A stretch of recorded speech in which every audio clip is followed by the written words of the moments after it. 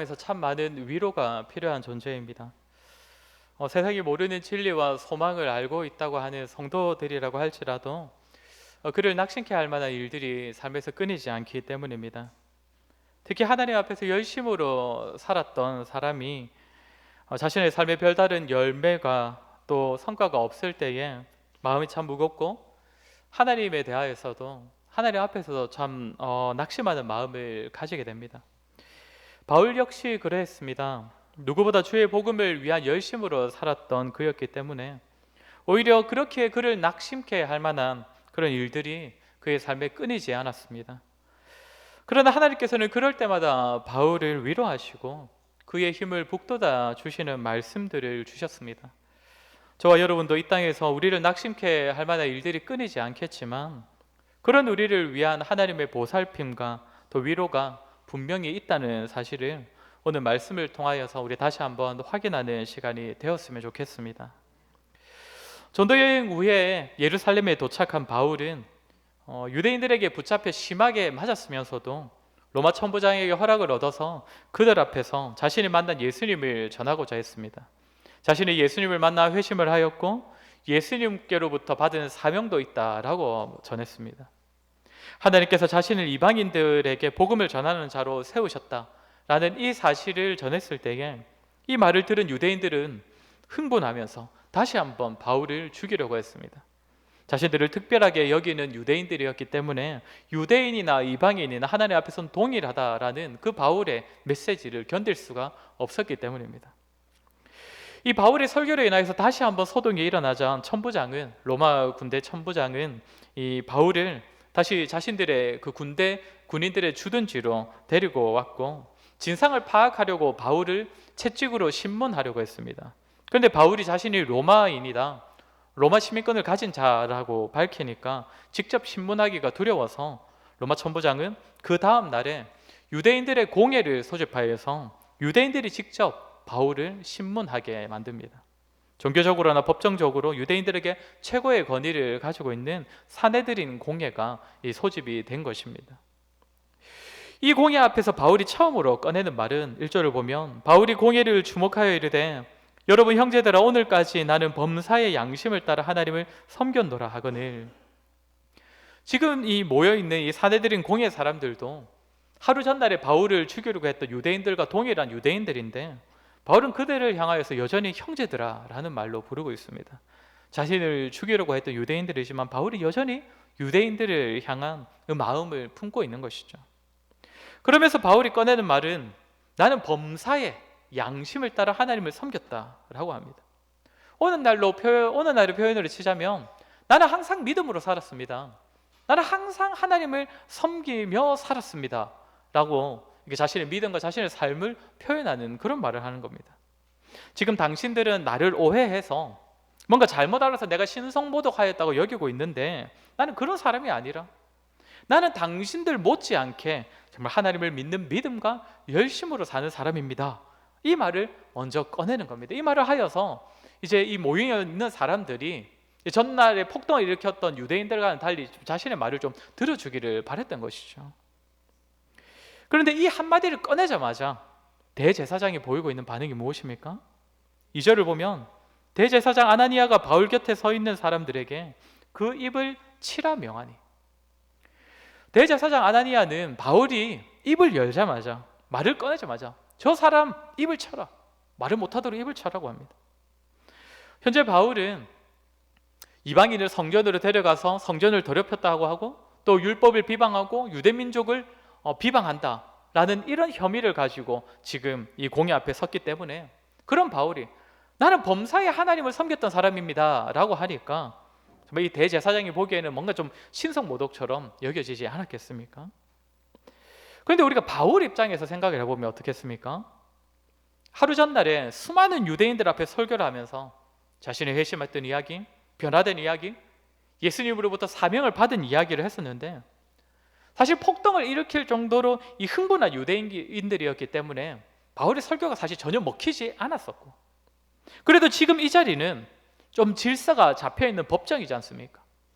좀 그래도 신사적인 그런 사람들이 이제 모여 있을 것인데 또 종교적으로 권위 있는 사람들이 모여 있는 자리니까 여기서라도 지금 바울은 제대로 한번 전해보겠다, 내가 제대로 한번 복음을 전해보겠다, 이런 마음으로 나도 여러분처럼 하나님께 대한 그 열심과 믿음으로 늘 살아왔던 사람입니다, 이 말로 이제 자신의 메시지를 시작하려고 하는데, 그 말을 꺼내자마자 저자의 입을 치라 라고 하니 바울 입장에서는 얼마나 좀 답답하고 또 당황스러웠겠습니까?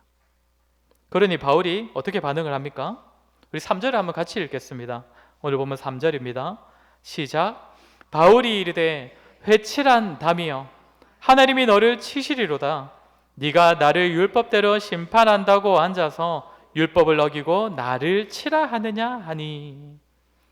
바울이 지금 아나니아를 향하여서 뭐라고 합니까? 회칠한 담이여 라고 비방을 합니다. 예수님께서 예전에 바리새인을 향하여서 뭐라고 하셨습니까? 회칠한 무덤이여 라고 말씀하셨죠. 어떤 의미였습니까? 바리새인들의 외식을 비판하신 것이죠.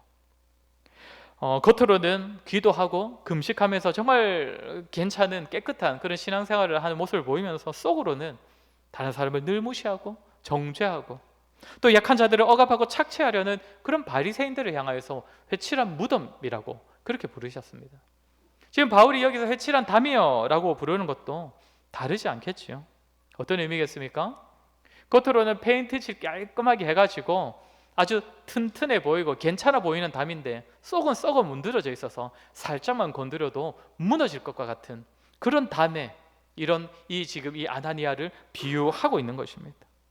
현재 사내들인 공회의 한 자리에 앉아가지고는 율법에 따라서 한 사람을 재판해야 할 사람이 제대로 신문해 보지도 않고 율법에 따라 판단해 보지도 않고 저 입을 쳐라 라고 말을 하니 바울이 볼 때는 저 사람도 바리새인인가, 그 외식하는 바리새인과 다를 바 없다라고 여겨서 회칠한 담이여 라는 말로 부르고 있다는 것입니다. 그런데 이때에 바울을 당황하게 할 만한 소리가 하나 들려오는데 4절에서 뭐라고 합니까? 곁에 선 사람들이 말하되 하나님의 대제사장은 네가 욕하느냐. 대제사장은 당시 사내들인 공회에서는 가장 권위 있는 사람 중 한 명인데 바울이 대제사장을 회칠한 담이여 라고 비방을 하자 사람들이 너가 어떻게 우리 중에 가장 높은 사람이라고 할 수 있는 대제사장한테 그런 말을 할 수 있느냐라는 말을 하는 것입니다. 그랬더니 바울이 뭐라고 합니까? 5절을 보면 형제들아 나는 그가 대제사장인 줄을 알지 못하였노라. 바울이 이 말을 한 것에 대해서는 사실 신학자들의 의견이 크게 두 가지로 나뉩니다. 먼저는 바울이 알면서도 일부러 이 말을 했다는 것입니다. 여기 나오는 아나니아 대제사장은 요세푸스의 기록을 보면 유대인들이 굉장히 싫어했던 사람이라고 합니다. 나중에 유대인들이 독립전쟁을 일으킬 때 로마 사람에 의한 것이 아니라 유대인들에 의하여서 죽임을 당했다고 합니다. 그만큼 유대인들이 싫어했던 사람이라는 것이죠. 그래서 바울도 그 사람을 잘 알고 일부러 비방하려고 모르는 척 해칠한 담이여 라는 말로 이렇게 비방하려고 일부러 모르는 척 했다고 말하는데, 그런데 문맥을 살필 때에 바울은 아마도 진짜 이 사람이 대제사장인 줄을 몰랐을 가능성이 더 높은 것 같습니다.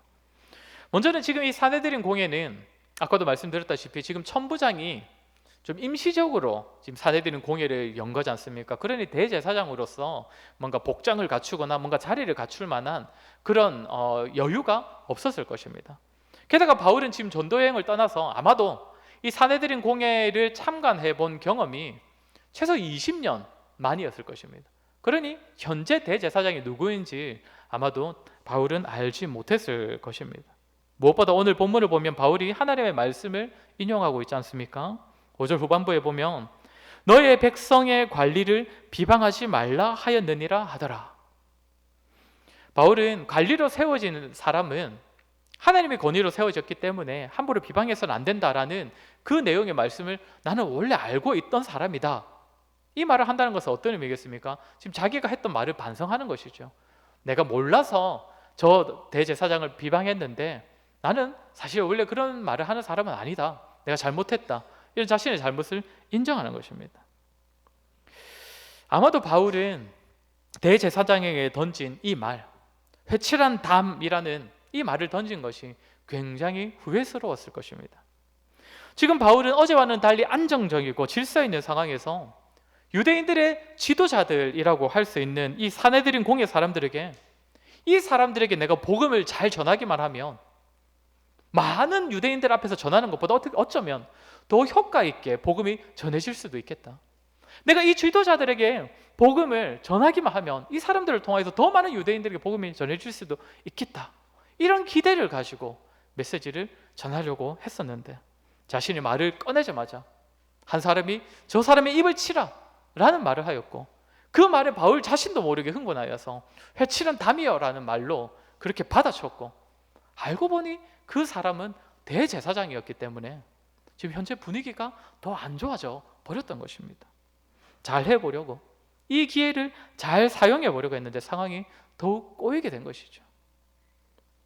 이런 상황 가운데서 바울은 새로운 이야기를 꺼내어서 반전의 기회를 노립니다. 6절에서 뭐라고 합니까? 우리 6절도 한번 같이 읽겠습니다. 6절입니다. 시작. 바울이 그중 일부는 사두개인이요 다른 일부는 바리새인인 줄 알고 공회에서 외쳐 이르되, 여러분 형제들아, 나는 바리새인이요 또 바리새인의 아들이라. 죽은 자의 소망 부활로 말미암아 내가 신문을 받노라. 여기 보면 두 무리가 나오지요. 사두개인과 바리새인. 우리가 잘 아는 이 유대인들의 이 두 집단입니다. 들어보셨겠지만 사두개인은 구약의 사독 제사장의 후손들로 이루어져 있는 계파입니다. 시간이 지나면서 이들은 제사장으로서의 이 정통성을 가지고 있지만 정치적으로는 굉장히 힘을 잃어버렸습니다. 그러던 중에 이 헤롯 왕이 로마의 분봉왕, 로마의 섭전왕으로서 이 나라를 다스리려 할 때에 바리새인들은 이 반로마적인 성격이 강하기 때문에 자신이 다스릴 때 별로 힘이 되어주지 못했습니다. 그래서 이 헤롯 왕이 사두개인들을 힘입으려고 이들에게 굉장히 많은 힘을 실어주었습니다. 그래서 사두개인들이 시간이 흐르면서 바리새인과 맞먹을 수 있는 엄청난 세력으로 발전하게 되었습니다. 이 사두개인들은 모세오경, 성경 중에 모세오경만을 받아들이고 다른 성경을 받아들이지도 않고, 그래서 부활도 믿지 않는 자들이었습니다. 반면에 바리새인들은 신구약 중간기 그 400년 기간 중에 나타난 계파인데, 이 사람들이 유대인들의 종교개혁을 이끌었다라고 알려지는 사람들입니다. 구약시대에 북이스라엘이나 남유다가 다 멸망하지 않습니까? 왜 멸망합니까? 하나님의 말씀을 듣지 않아서, 율법을 제대로 지키지 않아서 멸망하지 않습니까? 그래서 이 바리새인들이 다시금 우리는 율법으로 돌아가겠다, 말씀으로 돌아가겠다라고 하여서 자기들 나름대로 종교개혁을 일으킵니다. 그래서 처음에는 굉장히 인정받았던 사람들입니다. 그런데 시간이 지나면서 이 사람들도 율법을 가르치는 것은 좋아하지만 율법을 정작 자신들을 지키지 않고 다른 사람들을 판단하고 정죄하는 데에만 율법을 사용하여서 점점 위선자, 이중성을 가진 자들이 되어버리죠. 바리새인들은 아까도 말했지만 기본적으로 반로마적인 성격을 가지고 그 유대인들을 막 집결하고 했던 사람들인데, 사두개인들이 점점 로마의 힘을 백으로 삼아서 점점 세력을 키우니까 이 두 집단은 본래부터도 굉장히 사이가 좋지 않았었습니다. 오늘 본문 6절을 보면 마치 바울이 이 두 집단의 이 관계를 잘 알고서 이것을 이용하려고 부활이라는 민감한 사항을 던진 것처럼 보여집니다. 실제로 바울이 이 말을 던지니 부활이 없다 하는 사두개인과 부활을 믿는 바리새인 사이에 다툼이 일어납니다. 심지어 바리새인들 중에서는 9절을 보면 우리가 이 사람을 보니 악한 것이 없다, 이 사람이 하는 말이 혹 영이나 혹 천사가 했던 메시지를 받아서 한 말이면 어떡하겠느냐. 바리새인들 중에는 이제 점점 이 바울을 믿어주려고 하는 사람들도 나타나기 시작했다는 것이죠. 결국 10절에서는 이 둘 사이에 큰 분쟁이 생겨서 천부장이 다시 바울을 영내로 끌고 갔다라고 합니다. 만약 바울이 사두개인과 바리새인들 사이에 내분을 일으켜서 일부러 자기가 좀 빠져나오기 위해서 일부러 내분을 일으켜서 부활이라는 민감한 사항을 던진 것이라면 사실 성공한 것처럼 보이긴 합니다. 그러나 우리가 계속 짚어오면서 알고 있듯이 바울은 자기 살려고 막 내분을 일으키는 그런 사람이 아니었죠. 어떻게 해서든 계속적으로 유대인들을 향하여 복음을 전하려고 했던 사람입니다. 비록 지금 대제사장을 몰라봐서 분위기가 좀 안 좋아졌지만 바울은 다시 한번 힘을 내어서 복음을 전해보려고 새로운 주제를 꺼내든 것인데, 그것이 부활이었던 것입니다. 왜 바울은 부활을 전하려고 했던 것일까요? 우리가 사도행전이나 서신서, 바울의 서신서를 보면 알듯이 바울이 항상 전하려고 했던 그 복음의 핵심 메시지가 무엇이었습니까? 예수 그리스도의 죽으심과 예수 그리스도의 부활이지 않습니까? 그러니까 예수님의 부활은 바울이 전하고자 하는 복음의 핵심과도 같았습니다. 게다가 이 부활이라는 내용은 유대인과 기독교 사이에 이 선을 놓아줄 수 있는 연결고리가 될 수 있는 것이 또 부활이었습니다. 유대인들에게 있어서 부활은 무엇입니까? 자신들이 기다리는 메시아가 와서 다시금 이 나라를 정말 다윗 왕국과 같은 그 거대한 세력으로 부활시켜주는 것, 그것이 유대인들이 기존에 가지고 있던 부활 사상이었습니다. 그렇게 바울은 이들에게 제대로 된 부활 사상을 심어주고 싶었던 것입니다. 6절을 다시 보시면 나도 바리새인이요 나도 부활을 믿고 부활에 대한 소망을 가진 자라고 밝히는데 무슨 얘기를 하고 싶은 거겠습니까? 나도 여러분처럼, 여러분도 성경에서 말하는 그 부활을 믿고 기다리는 것 아는데 나도 그런 사람입니다. 그런데 내가 예수님을 만나고 알고 보니까 성경에 말하는 부활은 여러분들이 기다리는 그런 부활이 아닙니다. 예수님께서 부활의 첫 열매가 되셨고 그 부활에 따라서 우리도 나중에 부활의 열매가 될 것이라는, 그것이 진정한 부활입니다. 그래서 이 부활, 복음의 핵심인 부활을 전하고자 부활이라는 이야기를 꺼내든 것입니다. 그런데 바울이 이 부활에 대한 이야기를 꺼낸 결과가 어떠했습니까? 유대인들에게 참된 부활을 알려주고 싶어서 부활을 꺼냈는데 갑자기 사두개인과 바리새인들 사이에 다툼이 생겨버린 것입니다. 부활이 있다 없다. 바울은 아직 부활에 대한 이야기를 제대로 꺼내보지도 못했습니다. 부활의 참된 의미를 전해보지도 못했습니다. 나는 바리새인으로서 부활에 대한 소망을 가진 자입니다, 이 한마디 했을 뿐인데 두 세력이 갑자기 다투기 시작하는 겁니다. 10절을 보면 바울이 휘말려 죽을 수도 있을 정도의 큰 분쟁이 일어났다고 합니다. 사랑하는 성도 여러분, 오늘은 성경의 이야기를 쭉 살피면서 바울이 처한 상황이 어떠했을지, 또 바울이 복음을 전하려고 했던 이 열심들이 어떤 결과를 낳았는지를 우리가 성경을 쭉 살피면서 함께 보았습니다. 어땠습니까? 바울은 이번 기회를 좀 빌어서 이전에 하지 못했던 그 복음을 이제는 좀 제대로 잘 전해보려고 했는데 시작부터 꼬여버렸습니다. 자신을 정말 방해하려는 한 사람을 비방했다가 알고 보니 그 사람이 대제사장이라서 오히려 더 눈밖에 나게 되었습니다. 소위 찍히게 된 것이죠. 그러자 다시금 힘을 내어서 내가 어차피 보니까 말을 길게 하지는 못할 것 같고 그렇다면 내가 복음의 핵심이라도 전하리라. 그래서 예수 그리스도의 부활에 대하여서 다시금 전해보려고 했습니다. 그랬더니 어떤 결과가 일어났습니까? 바리새인과 사두개인들의 다툼이 일어났고 그 다툼이 큰 분쟁으로 번져버려서 더 이상의 말은 꺼내보지도 못하게 되어서 로마의 군대 주둔지로 다시금 끌려가게 되었습니다.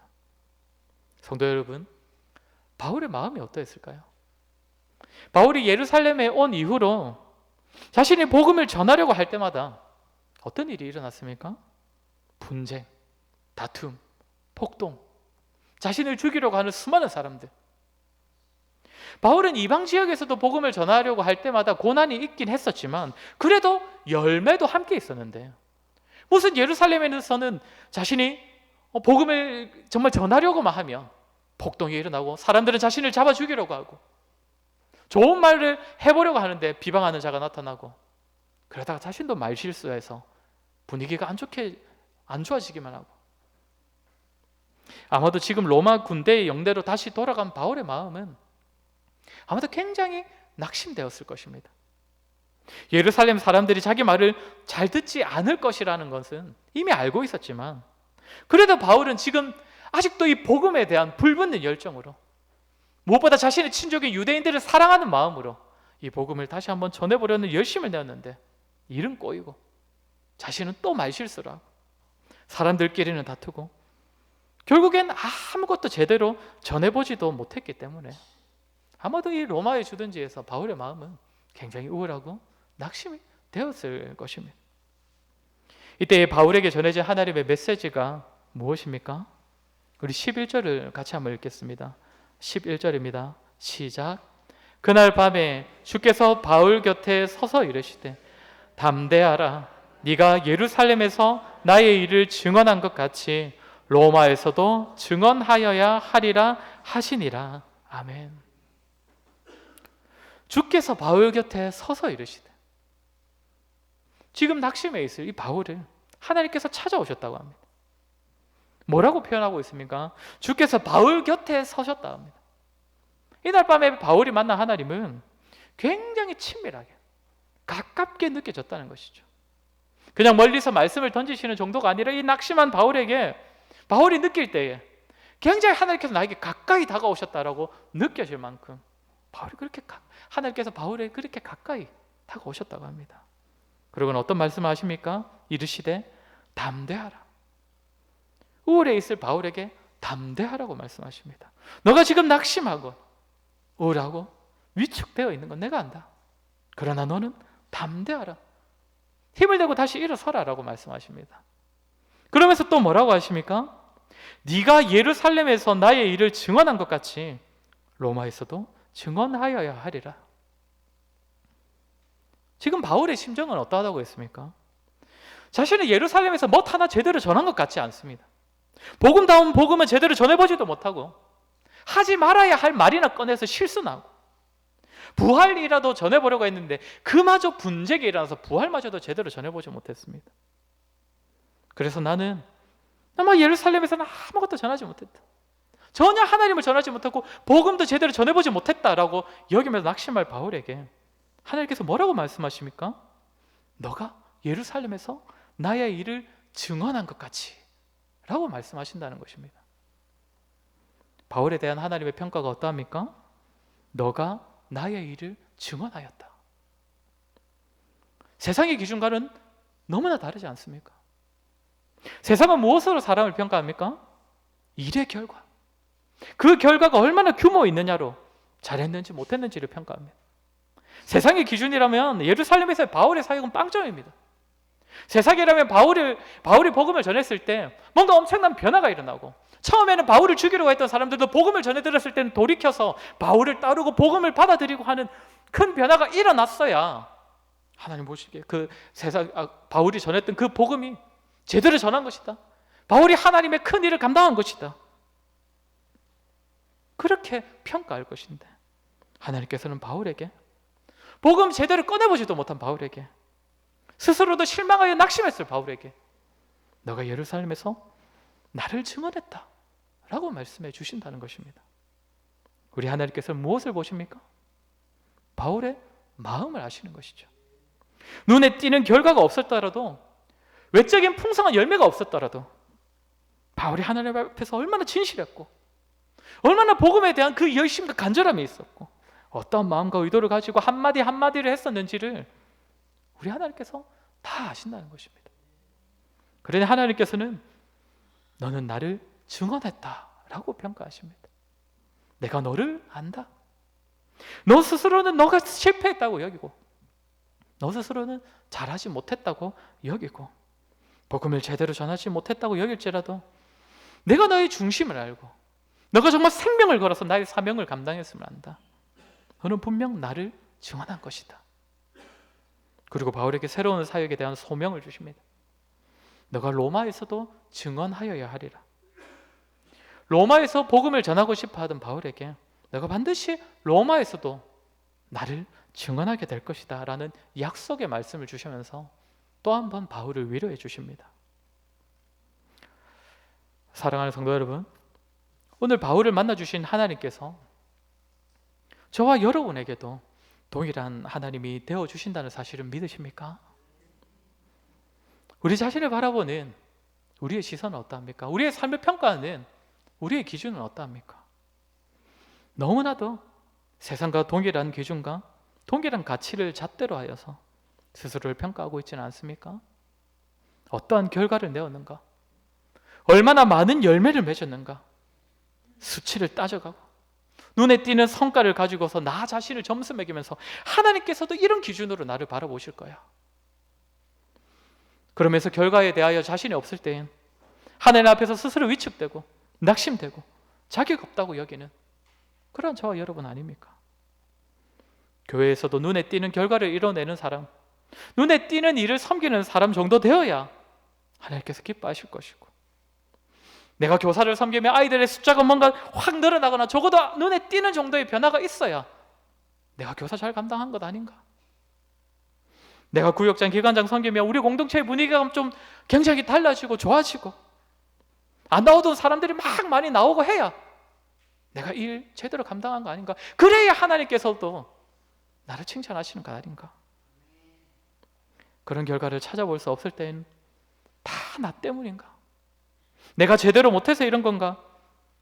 하나님께서도 이런 마음으로 나를 보시겠지. 온갖 세상적인 잣대로 스스로의 마음의 짐을 더욱 무겁게 지고, 그런 하나님의 마음마저도 우리의 방식으로, 세상의 기준으로 평가하는 우리의 모습 아닙니까? 내가 전도한 사람 손에 꼽을 정도는 되어야 내가 복음을 제대로 전한 거다. 이런 마음은, 정말 이런 생각은 하나님 앞에서 열심을 가진 사람일수록 더한 것 같습니다. 하나님 앞에서 내가 정말 제대로 살아보겠노라는 그런 마음의 열심을 가진 사람들이, 나름대로 해본다고 한 사람들이 참 그런 열매가 없을 때에 더 많이 가지게 되는 낙심, 마음의 위축 아니겠습니까? 저도 사역하면서 이런 마음들이 늘 따라다니는 것 같습니다. 나 때문에 이 모양인가? 차라리 내가 아니었으면 결과가 더 좋지 않았을까? 늘 눈에 보이는 결과들과 열매들로 나 자신을 향한 하나님의 마음까지 판단하려고 하는 그런 교만한 마음들이 늘 따라다니고 저를 힘들게 합니다. 아마 이 자리에 계신 성도님들도 참 이런 마음 때문에 힘든 그런 경험들이 분명히 있으실 것입니다. 사랑하는 성도 여러분, 저와 여러분이 우리가 쌓아놓은 결과물과 우리가 이루어놓은 성과로 하나님의 사랑을 받았던 적이 있습니까? 하나님의 선택과 부르심과 구원으로 견인하시는 하나님의 섭리는 단 한순간도 우리의 조건과 우리의 성과에 좌우된 적이 없지 않습니까? 늘 자격 없는 자에게 베풀어 주시는 은혜 아니었습니까? 그럼에도 저와 여러분, 세상의 잣대로 우리를 향한 하나님의 마음을 쉽게 판단하고 우리에게 베푸신 그 은혜를 정말 세속적으로 값싼 것으로 만들어버리고 있지 않습니까? 눈에 보이는 결과로 판단하지 않는 하나님이라는 사실에 안심하여서 뭔가 방자한 삶을 사는 것도 분명히 잘못된 것이지만, 눈에 띄는 결과물 없다고 낙심하는 건 역시 우리가 하나님 앞에서 참 잘못된 그런 마음가짐일 것입니다. 사랑하는 성도 여러분, 우리 하나님, 우리의 마음을 아십니다. 결과를 떠나 우리의 마음이 하나님 앞에서 진실했다면, 그래도 우리가 하나님 앞에서 성실히 열심을 가지고 주의 일을 섬기고 세상에서도 주님의 마음으로 맡은 일들을 섬겼다면, 그것이 어떤 일이든지, 그것이 어떠한 결과를 내었든지 하나님께서는 우리를 보며 기뻐하실 것입니다. 너가 나를 위해 그 일을 감당했다는 것, 너가 나의 마음을 품고 그 일을 감당했다는 것, 내가 안다. 너가 그래도 나를 전하려고 했던 것, 그 열심을 내가 안다. 그렇게 성도 여러분, 결과를 가지고 교만하지도 낙심하지도 마시기 바랍니다. 우리의 중심을 보시는 하나님 앞에서 자꾸 결과와 성과로 승부 보려고 하지 마시기 바랍니다.